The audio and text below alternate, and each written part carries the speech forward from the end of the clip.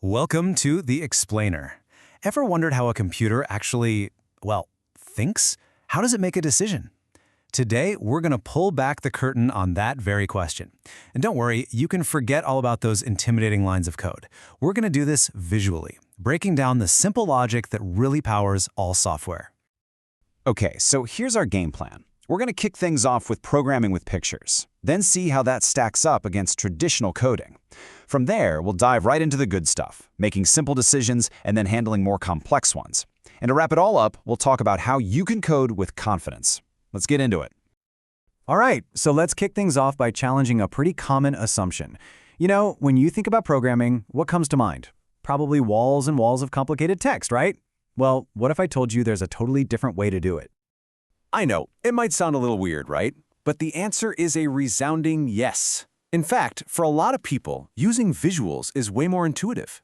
It's a fantastic way to tell a computer what to do without getting tangled up in all the complicated rules, especially if you're just dipping your toes in the water.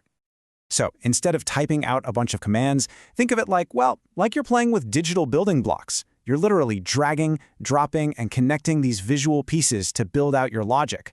And what this does is it shifts your focus away from having to memorize all the strict grammar and syntax of a language and lets you focus on the big picture, what your program is actually supposed to be doing.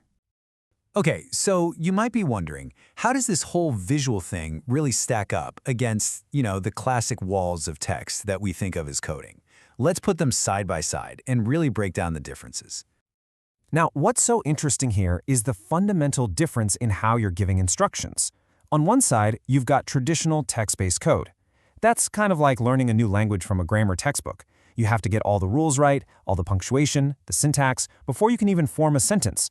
But on the other side, with visual programming, it's much more like looking at a flowchart or a blueprint. The logic, the flow of it all, it's right there for you to see. It's just so much easier to grasp right away. And this really gets to the heart of why it's such a powerful tool.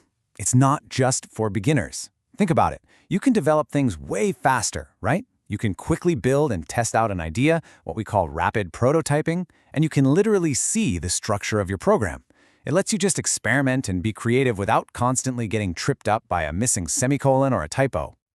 All right, so now that we've got a handle on this visual way of thinking, let's get into the real core of any program, making decisions. I mean, this is the magic, right? This is where your application starts to feel like it's actually thinking. And the way programs do this is with something called control structures. Now just think of these as the traffic cops or the road signs inside your code. They look at a specific condition, something like, is the user logged in? Or is this number bigger than 10? And then they direct the flow of your program down one path or another. Really, at its heart, the most fundamental decision is just a simple fork in the road. Is some condition true, or is it false? That's it. Every complex choice a program makes boils down to a bunch of these simple yes or no questions. So let's take a super simple real-world example.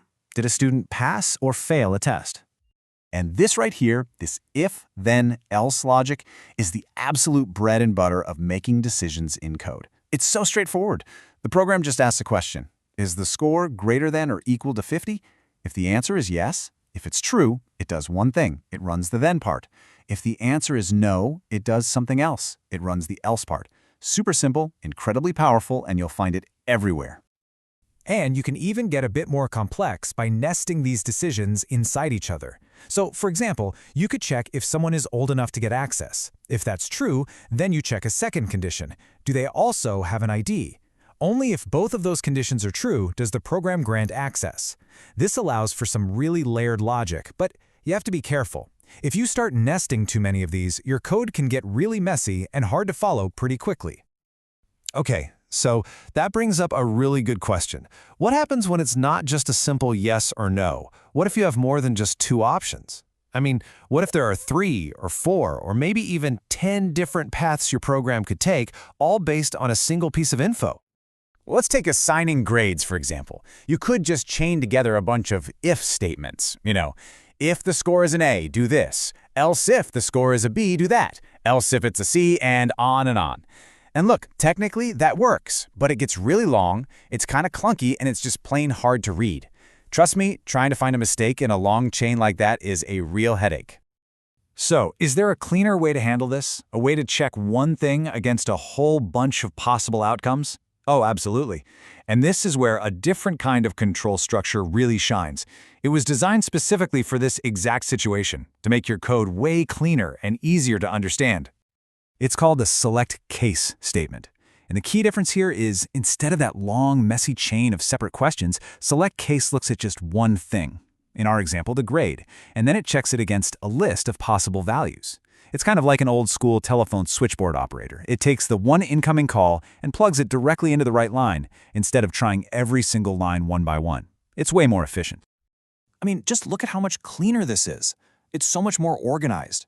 We're telling the program, okay, look at the grade variable, then we just list the cases. Case A, do this. Case B, do that. It's instantly obvious what the code is doing. Compared to that long, rambling if, else, if chain, this is a night and day difference. It's so much easier to come back to and update later on.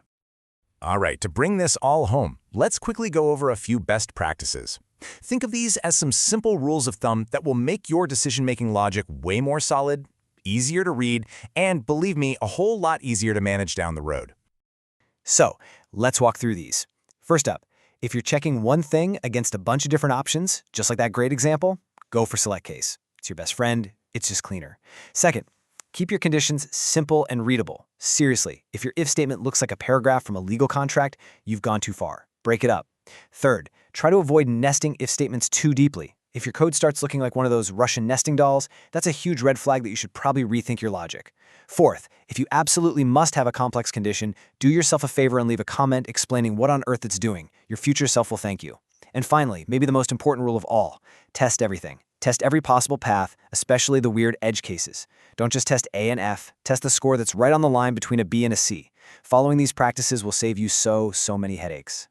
And there you have it. You now know the fundamental logic programs used to choose a path to make a decision. So, now that you understand how to build a little bit of intelligence into an application, the only real question left is, what are you going to create? Thanks for watching.